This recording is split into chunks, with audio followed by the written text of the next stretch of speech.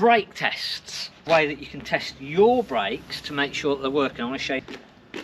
It's another week. I've got another little camper in, so we're going to have a look in that in a minute. We've got a tip coming up. We're going to go and we're just going to have a quick look at this van here. We've got to just put the legs down.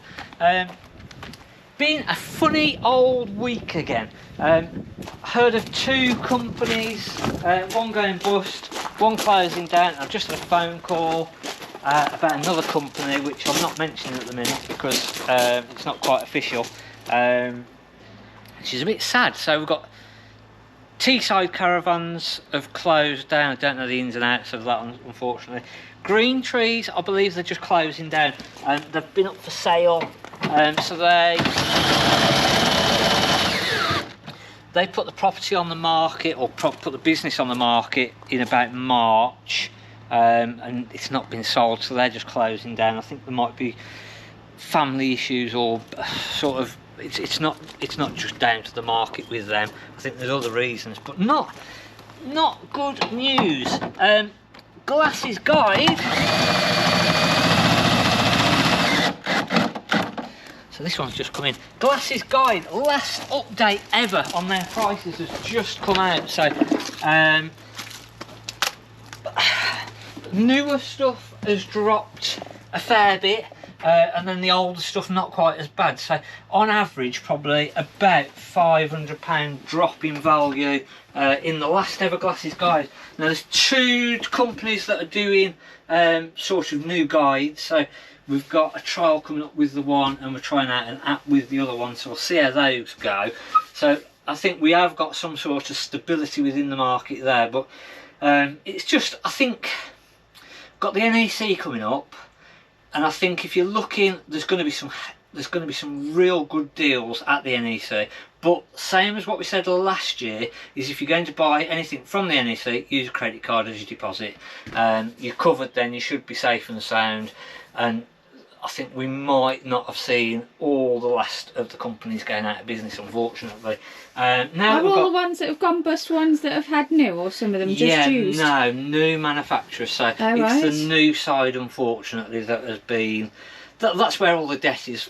We're very, very lucky that we own everything. So we've got no debt. We haven't got any loans. Over COVID, we had a bounce back loan, because it was there, 50 grand. That's pretty much, we can take that or leave it. We've still got that going, to be fair, because it was at a silly cheap rate. But again, we can just pay that off at any point. The money's there. But all of our stock, we actually own it, whereas a lot of the dealers out there, it's all on finance. So as soon as things start going bad, unfortunately, if you've got those credit payments every single month, big showroom payments, and again, that's why we've probably not got the nicest set up, the nice big showrooms and everything, but it means that it's not costing us a fortune. And again, we try and keep our stuff to a nice sort of limit. It's turned into a sort of behind the scenes dealer talk, isn't it? Actually, and it wasn't meant to be that. It's just literally that, as I said, just had a phone call about another company that is closing down, and then I've obviously heard over this last week about the other two companies. So yeah, sad. It's not good. A lot of people think that dealers think, oh yeah, they've all gone out of business. It's nice to have competition, so it's a bit sad. Nice van, this one, 2012, nice van, not been knocked around really for a family van. So we've got double bed at the front, side dinette, so that makes into a bed. There's no bunk bed there, but then we've got the fixed bunk beds, and then our washroom, separate shower and toilet. That's big enough to use as a sort of washroom, as a dressing room, shower, toilet and everything. So quite a nice little one. So this has just come in. I would have said it's going to be just under 10 grand again.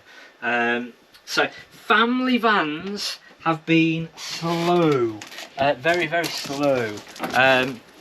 The last 12 months on family caravans, very, very slow. And that probably gives you a bit of an insight into the economy, really. The families are getting hit hardest, but still got a lot of first timers coming in. More people with Part X's coming through. Any good, or? Saying it's the air temperature sensor wiring harness. Oh right, so it is the, it's got, yeah, I thought it was got to be the wiring. So she said it's the only thing it can be.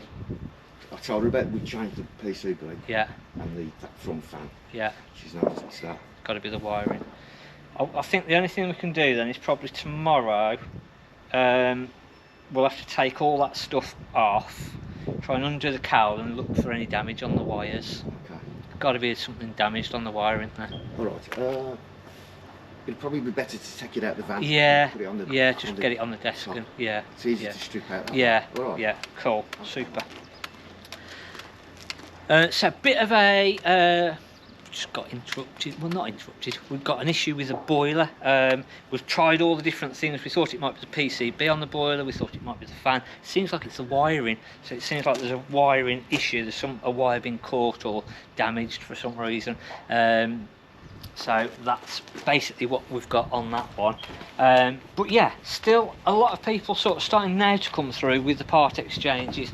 The problem that we're having is that because the prices are dropping, is the people with the part exchanges that want to swap aren't particularly swapping because they feel like they're not getting huge amounts for the caravan. So pretty much what I said last week, which again is where the issue with the new is that they've tried to discount the new stuff, but people mostly have got part exchanges. They've not been really getting what they want for the part exchanges, and so they've not been selling the new.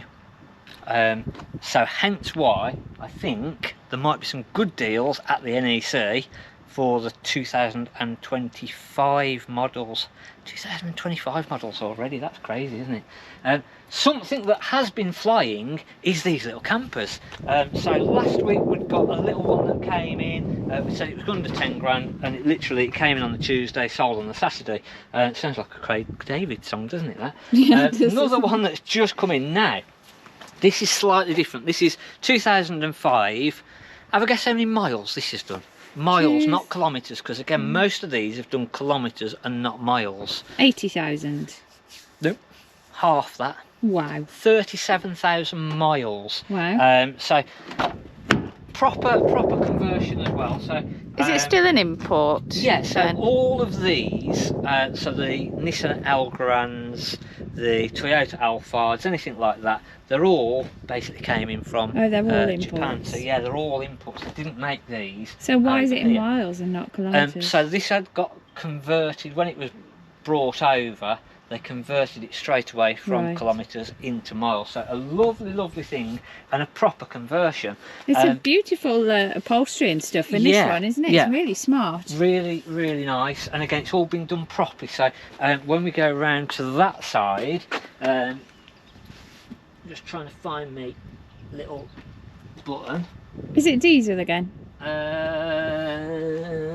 'Cause 3 some of them are litre. hybrids, aren't they? 3 litre. I So don't it must know. be diesel. It's literally just turned up, so Oh, I mind don't know. Where's the fuel cap? I don't even know where the fuel cap is. Nothing like being prepared, is it? It's literally turned up 2 seconds ago, so. What are you doing? Shutting the door. Oh, that's good, isn't it? Clever. Don't you have to press something inside? Let me find my button.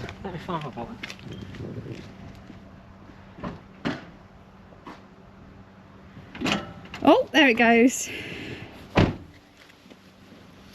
doesn't say, it says in Chinese or Japanese. That's Japanese, that is. Japanese. Can't you tell the difference? Yeah. Oh yeah, that's definitely, yeah, that's definitely Fuel. that. Definitely fuel. Proper conversion with a proper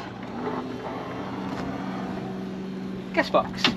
So again, this is what they should have, is a proper sealed unit with proper piping. You'll see some of them haven't got proper proper piping. It's the big one, and they've run them from the hob to the gas box in just the flexible hose. So that's not how it should be done. It should be done in proper proper piping, proper gas pipe. So can you hear me with that plane making all that noise? Probably not. Petrol. Petrol. So it's the 3 litre V6 petrol. Let's say 36,000 miles, so it's just come in. It's going to be about £23,000, this one. New Dawn Conversions did this, so a proper conversion company. So very, very, very, very, very, very, very nice, with next to no mileage. Is it definitely miles, because the MOT history shows it as kilometres? Yep, miles. Well, if that was kilometres, it would be even less. Yeah, that's what I mean. But yeah, that's miles. So it's miles. now, it's definitely showing 37,000 miles. But yeah, sometimes on the imports, they will register it down as kilometres. Brake tests. So this is a customer's Caravan, so I need to hopefully make sure his brakes are definitely working.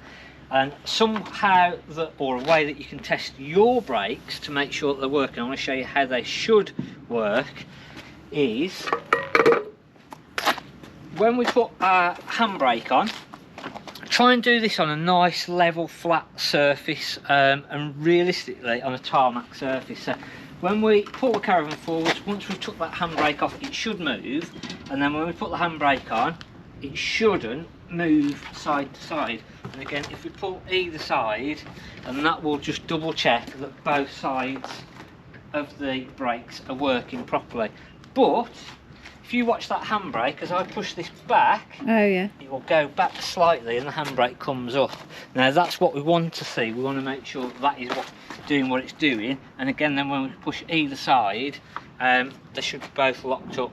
And that then tells you that your brake setup is correct. And that's the same whether you've got this type of handbrake, an older crank up handbrake. So again, once you've gone past about 4 cranks on the older handbrakes, so the ones that you used to press the button in and you'd crank it up, once about 4 cranks, that should be at that point, so it shouldn't be able to come forward and it shouldn't be able to go backwards. And again, the gas strut ones like this one will just be exactly the same as that one there. So that basically is how you can test your brakes are working correctly.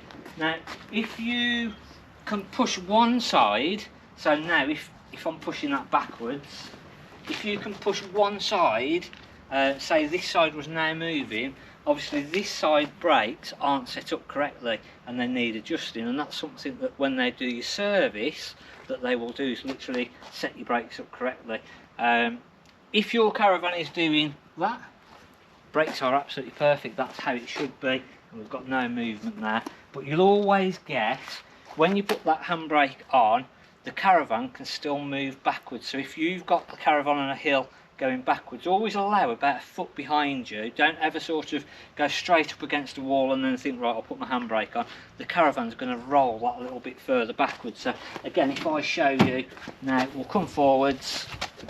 As I come onto that point there, we can't come forwards, but we can still go back. So always allow about a foot at the back of the Caravan for that handbrake to be able to come up, and then just double check, as I say, like I've just done there. And that sort of shows you that the brakes are set up correctly. And if they're not, again, it's ideal to get a service engineer out to set the brakes up properly for you, because they'll need adjusting up. And it's something that they'll do on the service when you have your Caravan service. They'll make sure that that is all connected and checked and sort of set up as it should be. So just a nice little easy check that you can do. Another thing is making sure everything is greased up. I think we sort of touched on it last week about lubricating up all of your jockey wheel, your legs, the pin. Again, a little bit of contact cleaner, or WD do an electrical contact cleaner, and again, just spraying up your plug this time of year is worth doing, because obviously the weather now is just, it's not going to get any better, is it? It's not been great all year, but it's not going to get any better. So things like that now on our electrics, and obviously if we can keep this covered up, a good time to sort of do that. A good time again just to sort of connect up to our car, spray up your plug on the car with the same stuff, so WD with the electrical sort of contact one that they do. Spray up the connections on the car, spray up this, put them in, check all your lights, make sure all your lights are working, and then when you put that away, you know in theory that your lights are all working. And I said last week about it's a funny time to have your caravan serviced because you waste half your service, and it's things like those bulbs. If you have it serviced now, you've got all of that time that the caravan is just sit there, and basically when you come to it next time, there's a good chance that bulbs and things like that might not work where they was working perfectly when you put it away, but just because of the weather, the moisture, the hot, the cold, all the horrible weather, things like that stop working. Same inside. So again, that's why I sort of say sometimes it's better to have it done just before you're going to use it, and then you know everything's working and it's all been done right. So hopefully that's not been too much gibberish and not too much waffle. As I say, I'm hoping, I think that we've still got another 12 months of ups and downs, and I think every dealer out there is we've just all got to get used to that. Sometimes we're going to have absolutely fantastic months, and then sometimes we're going to have awful months. Luckily for us, because we're able to sort of pick and choose our stock, we can move and change. Like the little campers, we found the campers have done really well, so again we've started to now go, all right, they're selling fantastically, let's do a couple more of the little campers. We're looking to actually, I was on about a couple of years ago, building our own little sort of off-road caravan campers. So that is a real good market. We found that the little caravan sort of off-road, small, tiny little caravans weren't that popular.